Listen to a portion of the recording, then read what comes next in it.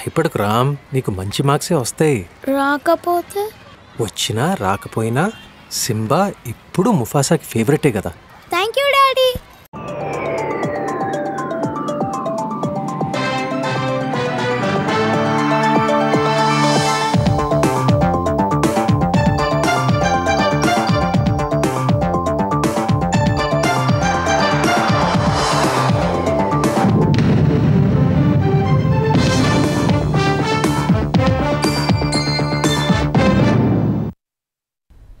నమస్కారం, ఈటీవీ న్యూస్కి స్వాగతం. ముందుగా ముఖ్యాంశాలు.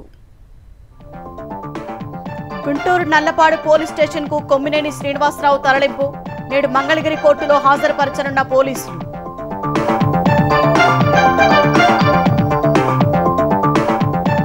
సిలికాన్ వ్యాలీలో అమరావతి క్వాంటమ్ వ్యాలీ గుర్తింపు పొందాలన్న చంద్రబాబు. ఏఐకి ఏపీ స్టేట్ మిషన్ దారి చూపాలని స్పష్టీకరణ.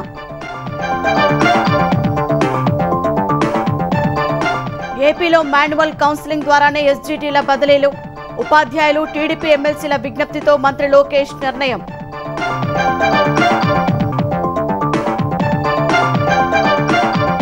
తెలంగాణ పీసీసీ నూతన కార్యవర్గాన్ని ప్రకటించిన ఏఐసీసీ.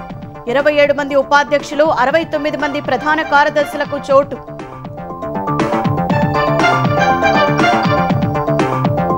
రాబోయే 3 ఏళ్లలో 20 లక్షల ఇందిరమ్మ ఇళ్లు మంజూరు చేస్తామన్న పొంగులేటి. భూభారతి చట్టం రెఫరెండంగా వచ్చే ఎన్నికలకు వెళ్తామని వ్యాఖ్య. లాస్ ఏంజల్స్ లో నేషనల్ గార్డ్స్ మోహరించడాన్ని సమర్థించుకున్న ట్రంప్. అమెరికా అధ్యక్షుడిపై న్యాయ పోరాటానికి సిద్ధమైన కాలిఫోర్నియా.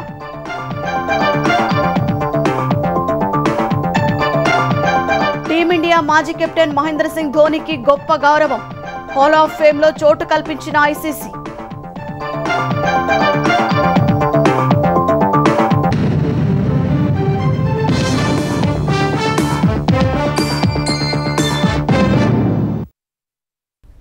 రాజధాని అమరావతి మహిళలపై అసభ్యకర వ్యాఖ్యల కేసులో అరెస్టు చేసిన కొమ్మినేని శ్రీనివాసరావును గుంటూరులోని నల్లపాడు పోలీస్ స్టేషన్కు తరలించారు.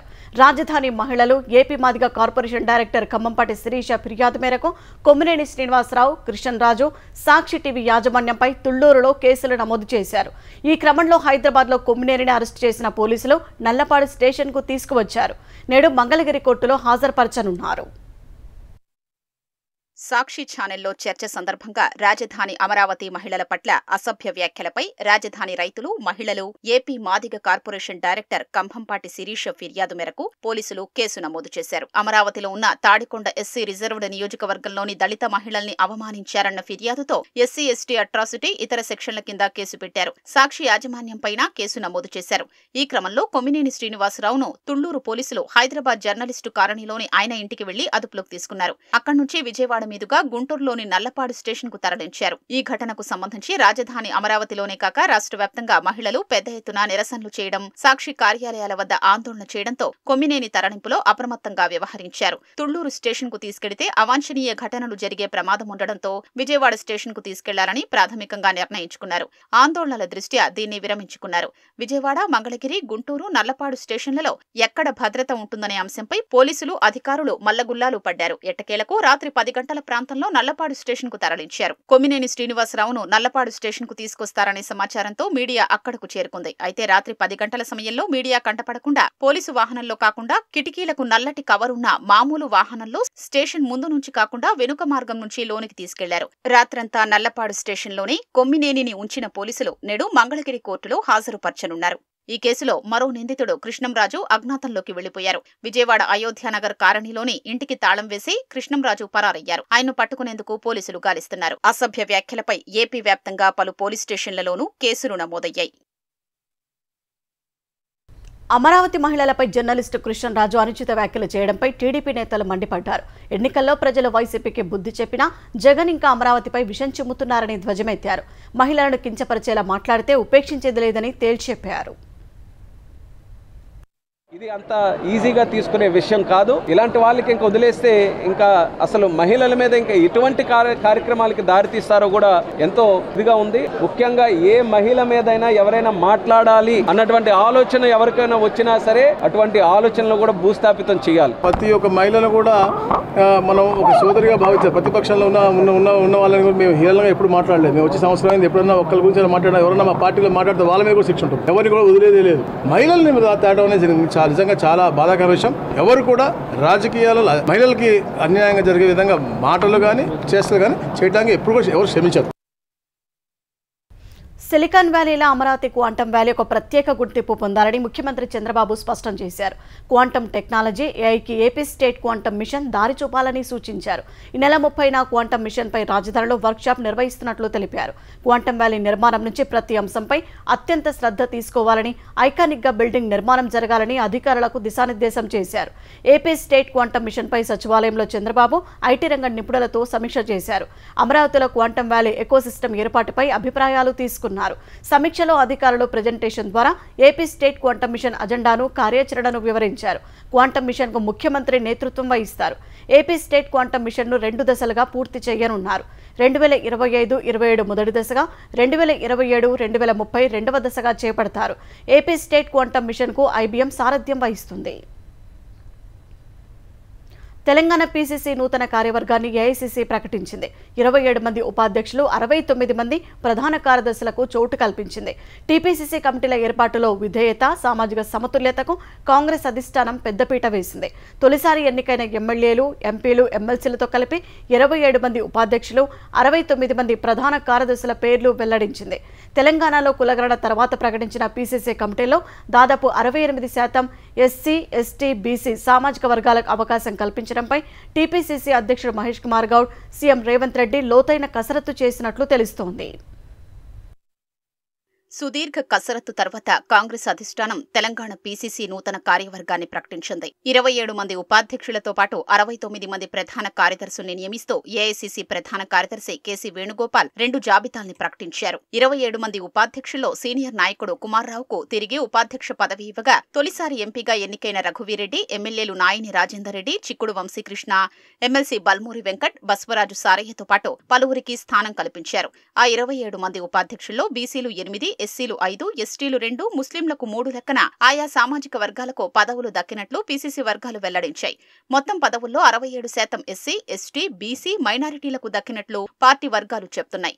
69 మంది ప్రధాన కార్యదర్శుల్ని ప్రకటించిన ఏఐసీసీ తొలిసారి ఎమ్మెల్యేలుగా ఎన్నికైన వెడ్మ బొజ్జు, పర్ణికారెడ్డి, రాగమయ్యకి అవకాశం కల్పించింది. ప్రధాన కార్యదర్శుల్లో అధికంగా 26 మంది బీసీలు, 9 మంది ఎస్సీలు, 4 ఎస్టీలు, 8 మంది ముస్లింలకు లెక్కన పార్టీ పదవులిచ్చారు. పార్టీ కోసం విధేయతగా పనిచేస్తున్న వారికి 20 ఏళ్లుగా పార్టీలోనే ఉంటున్న సీనియర్ కాంగ్రెస్ నాయకులకు కమిటీల్లో అధిక ప్రాధాన్యత ఇచ్చినట్లు పార్టీ వర్గాలు తెలిపాయి. గత నెలలోనే టీపీసీసీ కార్యవర్గంపై కాంగ్రెస్ అధిష్టానం కసరత్తు చేసింది. 40 మందికి పైగా ఉపాధ్యక్షులు, 86 మందితో కూడిన ప్రధాన కార్యదర్శుల పేర్లను ఏఐసీసీకి నివేదించగా, ఆ జాబితాను పీసీసీకి 2 సార్లు తిప్పి పంపారు. అధిష్టానం సూచనతో పీసీసీ అధ్యక్షుడు మహేష్ కుమార్ గౌడ్ నేతృత్వంలో మరింత లోతైన అధ్యయనం చేసి 2 కమిటీల్లో ప్రతిపాదిత సంఖ్యను కుదించి పంపగా అధిష్టానం ఆమోదం తెలిపి ప్రకటించింది. తెలంగాణలో అర్హులైన వారందరికీ ఇందిరమ్మ ఇళ్లు మంజూరు చేస్తామని గృహ నిర్మాణ శాఖ మంత్రి పొంగులేటి శ్రీనివాసరెడ్డి తెలిపారు. రానున్న 3 ఏళ్లలో 20 లక్షల ఇందిరమ్మ ఇళ్లు మంజూరు చేస్తామని వెల్లడించారు. నల్గొండ జిల్లా మిర్యాలగూడలో సహచర మంత్రులు ఉత్తమ్ కుమార్ రెడ్డి, కోమటిరెడ్డి వెంకటరెడ్డి, శాసనమండలి చైర్మన్ గుత్తా సుఖేందర్ రెడ్డితో కలిసి మంత్రి ఇందిరమ్మ ఇళ్ల పట్టాలు పంపిణీ చేశారు. దేశంలో ఎక్కడా లేని విధంగా తెలంగాణలో పథకాల పరంపర కొనసాగుతోందని మంత్రి ఉత్తమ్ కుమార్ రెడ్డి అన్నారు. రాష్ట్ర ఆర్థిక పరిస్థితిని గాడిలో పెడుతూ ఇచ్చిన హామీలను అమలు చేస్తున్నామని తెలిపారు. ఇందిరమ్మ ఇళ్ల లబ్ధిదారులకు ఇప్పటి వరకు 98.64 కోట్లు విడుదల చేశామని పొంగులేటి శ్రీనివాసరెడ్డి వెల్లడించారు. రానున్న 10 రోజుల పైలట్ గ్రామాల్లో ఇందిరమ్మ ఇళ్ల గృహ ప్రవేశాలు చేస్తామని తెలిపారు. ఇల్లు రాలేదని ఏ నిరుపేద కూడా నిరుత్సాహపడాల్సిన అవసరం లేదు. ఇందిరమ్మ ప్రభుత్వము మాట ఇచ్చిందంటే తల తాకట్టు పెట్టైనా పేదవాడి చిరకాల కోరిక ఇందిరమ్మ ఇల్లు ఇచ్చే కార్యక్రమం ఈనాడు మన ప్రభుత్వం చేపట్టింది అని రాష్ట్ర ప్రజలకి తెలియజేస్తున్నాను. మళ్ళీ వచ్చే అసెంబ్లీ ఎన్నికల్లో ఈ రెవెన్యూ చట్టం మా పార్టీకి రెఫరెండంగా పెట్టుకొని ఎన్నికలకి పోతాం. తెలంగాణ చరిత్రలో ఉమ్మడి ఆంధ్రప్రదేశ్లో కూడా పండని విధంగా వానాకాలం పంటలో ఖరీఫ్ పంటలో 153 లక్షల మెట్రిక్ టన్నులు పండించినాం. ఇప్పుడు యాసంగిలో 130 లక్షల మెట్రిక్ టన్నులు వరి పండింది. వరి కొనుగోలులో 73 లక్షల మెట్రిక్ టన్నులు మన ప్రభుత్వం కొనుగోలు చేసిన విషయాన్ని మనం చేస్తున్నాం. 10 ఏళ్ల పాటు రేషన్ కార్డు ఇవ్వలే, అర్హులందరికీ రేషన్ కార్డులు ఇచ్చే ప్రక్రియ కూడా మొదలుపెట్టినాం. దేశంలో రేషన్ దుకాణాల ద్వారా కోటి కుటుంబాలకు సన్నబియ్యం అందజేస్తున్న ఏకైక రాష్ట్రం తెలంగాణ అని ఉప ముఖ్యమంత్రి భట్టి విక్రమార్క అన్నారు. ఖమ్మంలో కాంగ్రెస్ పార్టీ కార్యాలయంలో నిర్వహించిన విలేకరుల సమావేశంలో మాట్లాడిన మంత్రి పేదలకు బియ్యం అందించేందుకు దాదాపు 13,500 కోట్లు వెచ్చిస్తున్నట్లు చెప్పారు. 9 లక్షల కుటుంబాలకు 200 యూనిట్ల వరకు ఉచిత విద్యుత్ను అందిస్తున్నామని తెలిపారు. వంట గ్యాస్లో కూడా 500 రూపాయల వరకు రాయితీ ఇస్తున్నట్లు వెల్లడించారు. దేశంలో ఏ రాష్ట్రంలో కూడా ఇటువంటి పథకాలు అమలు కావడం లేదని భట్టి పేర్కొన్నారు. కోటి కుటుంబాలకి సన్న బియ్యం ఈరోజు రాష్ట్ర వ్యాప్తంగా ప్రతి మనిషికి 6 కిలోల లెక్క కట్టి పూర్తి స్థాయిలో ఇస్తాము. ఇది బహుశా దేశంలో ఎక్కడ జరగదు.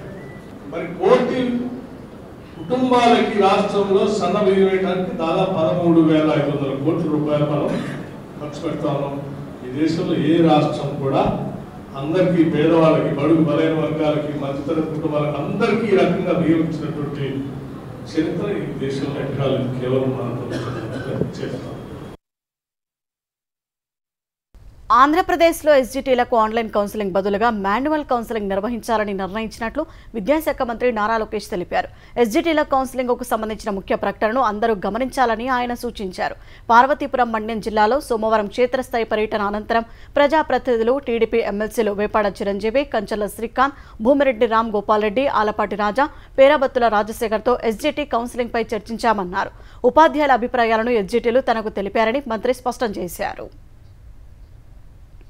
పారిశ్రామికాభివృద్ధి కోసం ఎన్టీఆర్ జిల్లా వేమవరంలో నిర్మిస్తున్న జెట్ సెట్ పెండింగ్ పనులు పూర్తి చేయాలని ఏపీ ప్రభుత్వం నిర్ణయించింది. 6.45 లక్షల చదరపు అడుగుల విస్తీర్ణంలో చేపట్టిన జెట్ సెట్ నిర్మాణం సత్వరమే పూర్తి చేయాలని ఉత్తర్వులు జారీ చేసింది. ఫేజ్ 1లో భాగంగా జెట్ సెట్ని అభివృద్ధి చేసే ప్రతిపాదనలకు ఆమోదం తెలుపుతున్నట్లు పేర్కొంది. ఇండస్ట్రియల్ పార్కులు అభివృద్ధి చేస్తున్న ప్రభుత్వం గత ప్రభుత్వంలో నిర్లక్ష్యానికి గురైన వేమవరం జెట్ సిటీ నిర్మాణాన్ని తిరిగి పునరుద్ధరించింది. ఎంఎస్ఎంఈ కింద పరిశ్రమల స్థాపన, మౌలిక వస్తుల కల్పనకు చర్యలు తీసుకోవాలని అధికారులకు సూచించింది.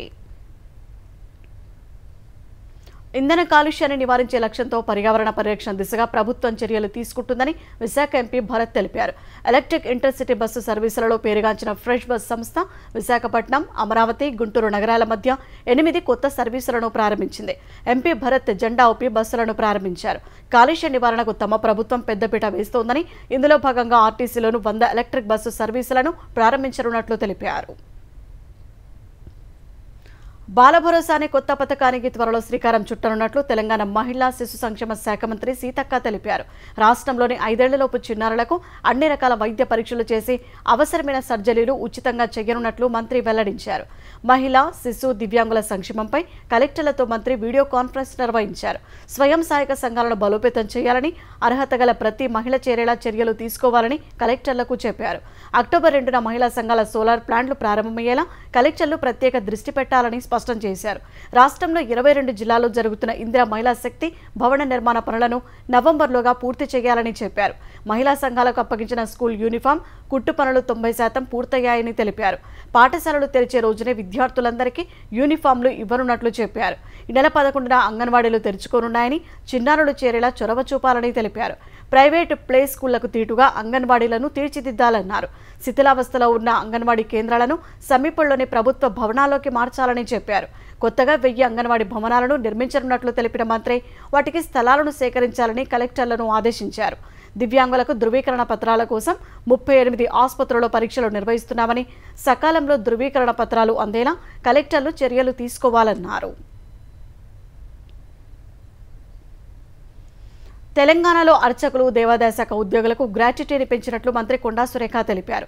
అర్చక ఉద్యోగ సంక్షేమ నిధి ట్రస్ట్ ఇచ్చే గ్రాట్యుటీని 4 లక్షల రూపాయల నుంచి 8 లక్షలకు పెంచినట్లు వెల్లడించారు. ఈ మేరకు అర్చక ఉద్యోగ సంక్షేమ నిధి పథకాల పోస్టర్ను విడుదల చేసిన మంత్రి దీని ద్వారా దేవాదాయ శాఖ పరిధిలోని దాదాపు 13,700 మంది అర్చకులు, ఇతర ఉద్యోగులకు లబ్ధి చేకూరుతుందన్నారు. ధూపదీప నైవేద్య అర్చకులకు మరణానంతరం చెల్లించే గ్రాట్యుటీ 20,000 నుంచి 30,000కు పెంచినట్లు చెప్పారు. అర్చకులు మరియు ఇతర ఉద్యోగులకు మరణించిన తర్వాత చెల్లించు రిటైర్మెంట్ గ్రాట్యుటీ గ్రాంట్ రూపంలో అంటే శాంక్షన్ ఇవ్వడం జరుగుతుందన్నట్టు. ఈ శాఖలో 20 సంవత్సరాల పైన సేవ చేసిన వాళ్లకు 8 లక్షలు ఇవ్వడం జరుగుతుంది చనిపోతే. 15 సంవత్సరాల నుంచి 20 సంవత్సరాల మధ్యలో సేవ చేసిన వాళ్ళకి 6 లక్షల రూపాయలు, 10 నుంచి 15 సంవత్సరాల మధ్య సేవ చేసిన వారికి 4 లక్షలు, 10 సంవత్సరాల కనీస సేవ పూర్తి కాకముందే మరణించినచో 2 లక్షల రూపాయలు ఈ విధంగా చనిపోయిన అర్చకులకు ఇవ్వడం జరుగుతుంది. కాళేశ్వరం ప్రాజెక్టు విషయంలో బీజేపీ కాంగ్రెస్ రెండు పార్టీలు ఒకటే ఎజెండాతో కలిసి బీఆర్ఎస్ అధినేత కేసీఆర్ను బదనాం చేయాలన్న కుట్రతో పనిచేస్తున్నాయని ఆ పార్టీ కార్యనిర్వాహక అధ్యక్షుడు కేటీఆర్ ఆరోపించారు. కాళేశ్వరం ప్రాజెక్టు ఒక్క వ్యక్తి నిర్ణయం మాత్రమే కాదని అప్పటి తెలంగాణ మంత్రివర్గం సమిష్టిగా నిర్ణయం తీసుకుందని స్పష్టం చేశారు. ఇదే విషయాన్ని గతంలో మంత్రులుగా పనిచేసిన ఈటెల రాజేందర్తో పాటు హరీష్ రావు స్పష్టం చేశారని అన్నారు. ప్రాజెక్టు నిర్మాణం ప్రభుత్వ విధానపర నిర్ణయమన్న ఆయన ఆచరణలో పెట్టే బాధ్యత అధికారులు యంత్రాంగంపై ఉంటుందని తెలిపారు. కాళేశ్వరం ప్రాజెక్టు నిర్మాణంలో ఎలాంటి అవకతవకలు జరగలేదని, దాచాల్సిందేమీ లేదని అన్నారు. సంపూర్ణంగా పారదర్శకంగా జరిగిన పని అని తెలిపారు. మాజీ మంత్రి హరీష్ రావు ప్రెజెంటేషన్ చూసి ఉంటే ప్రతి ఒక్కరికి కాళేశ్వరం ప్రాజెక్టు ప్రాధాన్యత, ప్రయోజనం సులభంగా అర్థమయ్యేదని కేటీఆర్ స్పష్టం చేశారు. గ్రేటర్ హైదరాబాద్లో వర్షాకాలంలో తీసుకోవాల్సిన చర్యలు, చేపట్టాల్సిన కార్యక్రమాలపై తెలంగాణ పురపాలక శాఖ కీలక నిర్ణయం తీసుకుంది. ఇప్పటి వరకు జీహెచ్ఎంసీ ఆ బాధ్యతలను నిర్వహిస్తుండగా ఇక నుంచి వర్షాకాలంలో వరదలు, విపత్తుల నిర్వహణ పూర్తి బాధ్యతలను హైడ్రానే చూసుకుంటుందని పురపాలక శాఖ కార్యదర్శి ఇలంబర్తి ఉత్తర్వులు జారీ చేశారు. రహదారులపై వరద నీరు నిలవకుండా ఎప్పటికప్పుడు తొలగించాలని, పేరుకుపోయిన బురద, పడిపోయిన చెట్లను తొలగించే బాధ్యత హైడ్రానే చూసుకోవాలని సూచించారు. అలాగే నాలాల భద్రతతో పాటు నీటి ప్రవాహానికి అడ్డంకిగా ఉన్న వాటిని నివారించాలని, పూడికతీత పనులు కూడా చేపట్టాలని ఆదేశించారు. జలమండలి, విద్యుత్ శాఖ ఏజెన్సీలతో సమన్వయం చేసుకోవాలని సూచించారు. అమెరికాలోని లాస్ ఏంజలస్లో తలెత్తిన ఘర్షణలను కట్టడి చేసేందుకు నేషనల్ గార్డులను రంగంలోకి దింపడంపై వ్యతిరేకత వస్తున్న వేళ ఆ దేశ అధ్యక్షుడు డొనాల్డ్ ట్రంప్ తన నిర్ణయాన్ని సమర్థించుకున్నారు. నేషనల్ గార్డు పనితీరును మెచ్చుకున్న ఆయన అక్కడి పరిస్థితులను నియంత్రణలో ఉంచినట్లు చెప్పారు. తమ ప్రభుత్వం పంపిన బలగాలు అద్భుతంగా పనిచేశాయని ప్రశంసించారు. అదే సమయంలో కాలిఫోర్నియా నేతలపై ట్రంప్ విమర్శలు చేశారు. చర్యలు తీసుకునేందుకు అక్కడి అధికార యంత్రాంగం భయపడిందని ఆరోపించారు. అటు నేషనల్ గార్డులను పంపడంపై ట్రంప్పై కాలిఫోర్నియా స్థానిక నాయకత్వం న్యాయ పోరాటానికి సిద్ధమైనట్లు తెలుస్తోంది. ట్రంప్పై దావా వేయనున్నట్లు కాలిఫోర్నియా అటార్నీ జనరల్ రాబ్ బోంటా వెల్లడించారు. రాష్ట్ర సార్వభౌమత్వాన్ని అణిచివేసేలా ట్రంప్ నిర్ణయం తీసుకున్నారని ఆరోపించారు. రాష్ట్ర గవర్నర్ను సంప్రదించకుండా నేషనల్ గార్డులను పంపడం అనైతికమన్నారు. భారత వ్యోమగామి సుభాష్ శుక్లా రోదస్ యాత్ర మరోసారి వాయిదా పడింది. ఆయన రోదస్ యాత్ర రేపటికి వాయిదా పడింది. యాక్సియం 4 మిషన్ కింద మరో 3 వ్యోమగాములతో కలిసి ఇవాళ నింగిలోకి పయనం కావాల్సి ఉంది. అయితే అంతరిక్ష ప్రయోగ కేంద్రం ఉన్న ఫ్లోరిడా ప్రాంతంలో వాతావరణం ప్రతికూలంగా ఉండటంతో ప్రయోగం వాయిదా పడినట్లు ఇస్రో వెల్లడించింది. తాజా షెడ్యూల్ ప్రకారం రేపు భారత కాలమానం ప్రకారం సాయంత్రం 5:30 గంటలకు ఉంటుందని వివరించింది. అప్పుడు కుదరకపోతే ప్రత్యామ్నాయ అవకాశం గురువారం సాయంత్రం 5:07 ఉంటుందని చెప్పింది. స్పేస్ ఎక్స్ సంస్థలకు చెందిన డ్రాగన్ వ్యోమనౌకలో వీరంతా రోదస్సులోకి వెళ్తున్నారు. ఈ స్పేస్ క్యాప్సూల్స్ ను ఫాల్కన్ 9 రాకెట్ నింగిలోకి మోసుకెళ్తుంది. రాకెట్ పయనించాల్సిన మార్గంలో బలమైన గాలులు వీస్తున్నట్లు స్పేస్ ఎక్స్ తెలిపింది. యాక్సియం 4 పేరిట జరుగుతున్న ఈ యాత్రలో శుభాంశు మిషన్ పైలట్ గా వ్యవహరిస్తారు. ఆయన వెంట మిషన్ కమాండర్ పెగ్గే విడ్సన్, స్పెషలిస్టులు టిబర్ కపూ, స్లోవోవ్చ్ ఉజ్నాన్స్కీ, విస్నియోస్కీలు అంతర్జాతీయ అంతరిక్ష కేంద్రానికి పయనం కానున్నారు. ఆపరేషన్ సింధూర్ ఉగ్రవాద నిర్మూలనపై భారత వైఖరిని వివిధ దేశాలకు వివరించి వచ్చిన అఖిలపక్ష పార్లమెంటరీ బృందాలతో ప్రధాని నరేంద్ర మోదీ నేడు భేటీ కానున్నారు. ఇవాళ సాయంత్రం ఈ బృందాల ప్రతినిధులతో ప్రధాని సమావేశం నిర్వహించనున్నారు. తమ పర్యటన విశేషాలను ప్రధానికి ప్రతినిధులు వివరిస్తారని అధికారిక వర్గాలు వెల్లడించాయి. బృందాల పనితీరును కేంద్ర ప్రభుత్వం ప్రశంసించిందని తెలిపాయి. 33 దేశాలను సందర్శించిన 7 అఖిలపక్ష పార్లమెంటరీ బృందాల్లో ఎంపీలతో పాటు మాజీ పార్లమెంటేరియన్లు, మాజీ దౌత్యాధికారులు కూడా ఉన్నారు. ఇప్పటికే వీరితో సమావేశమైన విదేశాంగ మంత్రి జయశంకర్ భారత్ వైఖరిని తెలియచేయడంలో ప్రతినిధుల ప్రయత్నాలను కొనియాడారు. ఆపరేషన్ సింధూర్ సమయంలో పాకిస్తాన్ దాడుల కారణంగా జమ్మూ కశ్మీర్లో దెబ్బతిన్న ఇళ్లకు అదనంగా ప్రకటించిన 25 కోట్ల రూపాయలను కేంద్ర ప్రభుత్వం మంజూరు చేసింది. ఈ మేరకు కేంద్ర హోంమంత్రిత్వ శాఖ ఆమోదం తెలిపింది. ఇటీవల జమ్మూ కశ్మీర్లో పర్యటించిన ప్రధాని నరేంద్ర మోదీ ఈ అదనపు పరిహారాన్ని ప్రకటించారు. పూర్తిగా దెబ్బతిన్న ఇళ్లకు 2 లక్షలు, పాక్షికంగా దెబ్బతిన్న ఇళ్లకు ₹1,00,000 అదనపు పరిహారాన్ని ఇవ్వనున్నట్లు చెప్పారు. అనంతరం త్వరితగతిన చర్యలు చేపట్టిన హోంమంత్రిత్వ శాఖ 2,060 ఇళ్లకు ₹25 కోట్ల అదనపు నిధుల మంజూరుకు ఆమోదం తెలిపింది. అదేవిధంగా పంజాబ్ సరిహద్దు ప్రాంతాల్లో కూడా ఇదే తరహా పరిహారం అందించనున్నట్లు కేంద్రం స్పష్టం చేసింది. ఆపరేషన్ కగార్ పేరుతో ఛత్తీస్గఢ్ దాని చుట్టుపక్కల ప్రాంతాల్లో కొనసాగిస్తున్న నరమే ధన్యాపాలని కేంద్రాన్ని వామపక్షాలు కోరాయి.